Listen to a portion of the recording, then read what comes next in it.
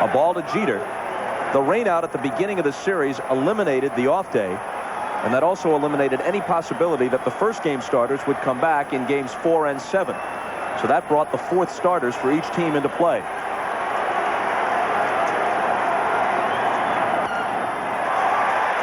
If I could point to one thing that has made Mussina effective tonight, it is that Pat Dobson has wanted him to throw his curveball and his changeup earlier in the count and use his fastball to get people out. In the past, he's used his fastball to set up his breaking ball, and he's been perfect tonight, getting ahead with the breaking ball and either finishing them off with a good fastball or the breaking ball in the dirt. A liner that is fair and into the corner for extra bases.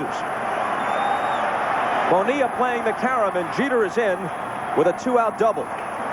He's now hit safely in all 7 Yankee playoff games. This is a pretty good piece of hitting here by Jeter. This is a Mussina fastball up.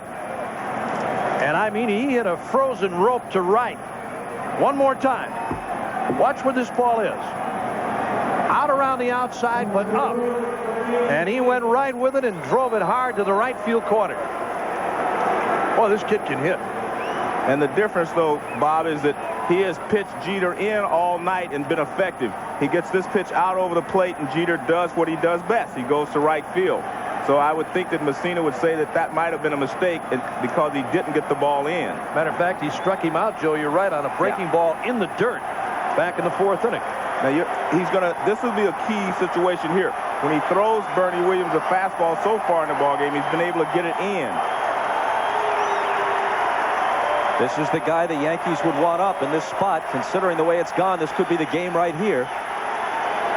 That may be the hardest ball hit against Mussina tonight.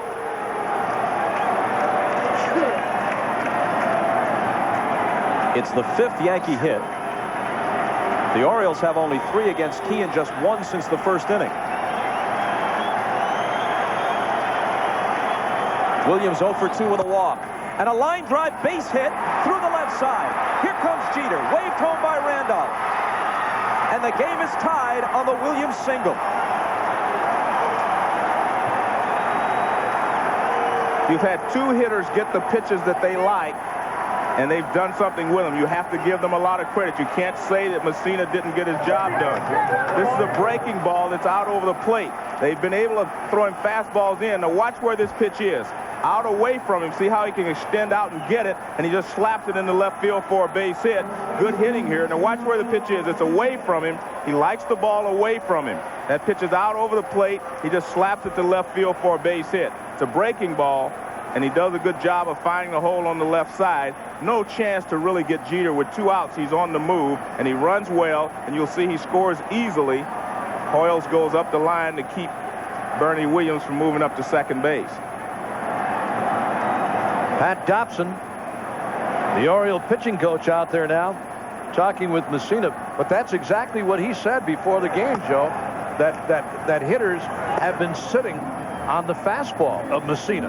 And he wants to turn that around, where the breaking ball is going to mean something to him. Davey Johnson. Well, you have to remember, Bernie Williams is a very good hitter. I mean, he can hit the breaking ball. We know that. And as long as you keep the ball out over the plate where he can do what he wants to with it, you know, he's a pretty good hitter. He can either pull the pitch when it's out over the plate or go the other way. Dobson returns to the dugout alongside Johnson. As you saw in the bullpen, the left-hander Orozco and the right-hander Armando Benitez. They've both been busy in this postseason. But for now, they stick with Mussina, who threw 4 complete games this year.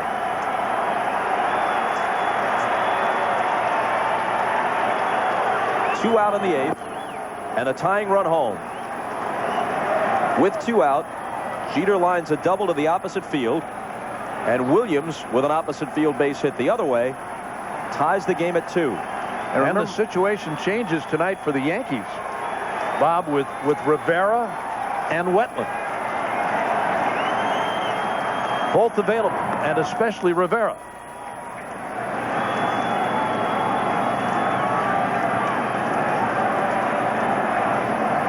Rivera's up now in the Yankee bullpen. And remember, throughout the playoffs, the Yankees have always scored late in every ball game we've seen this year.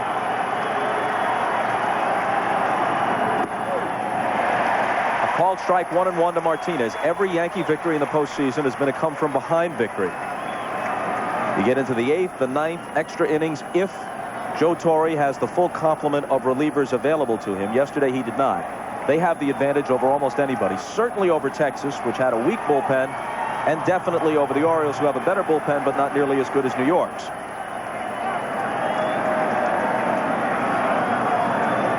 If there's anything that knocks you down as a club and as a manager, it's these kinds of rallies, these 2-out jobs.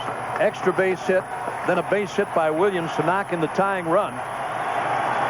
It really knocks the wind out of your sails. You're breezing along. Mussina's cruising.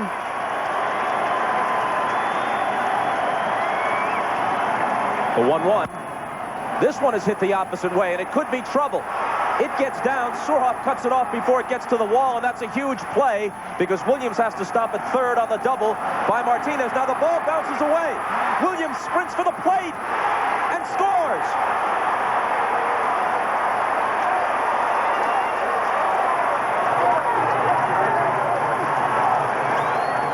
The Yankees, as we said, have been aggressive all year long, and Williams seized that opportunity. Surhoff made a good play. The ball never got to the wall.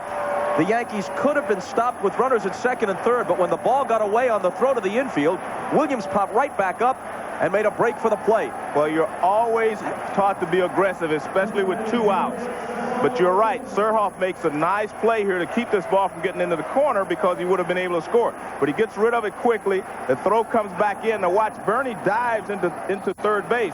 The ball bounces away. He sees it and gets up and scores. Ball bounced away. Cal Ripken Jr. was over near third. The ball bounced back towards shortstop.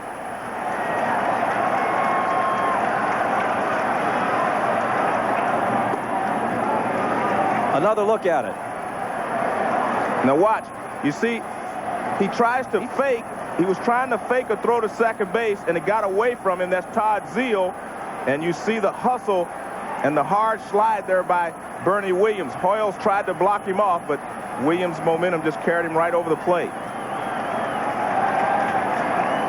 The 1-0 pitch to Fielder. And now he drives one to deep left. Way back. And gone.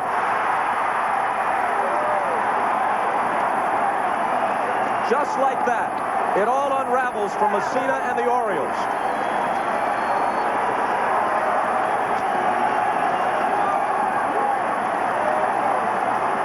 Even on a night like this, where the ball is not carrying, that ball was just crushed.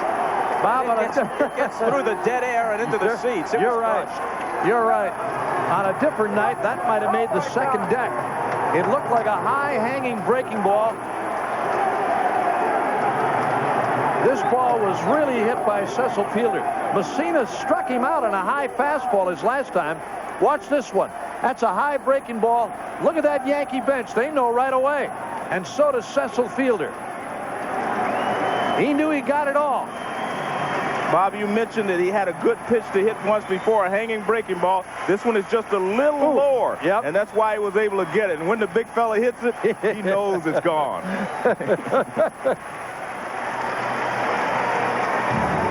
5-2 New York. Game 3.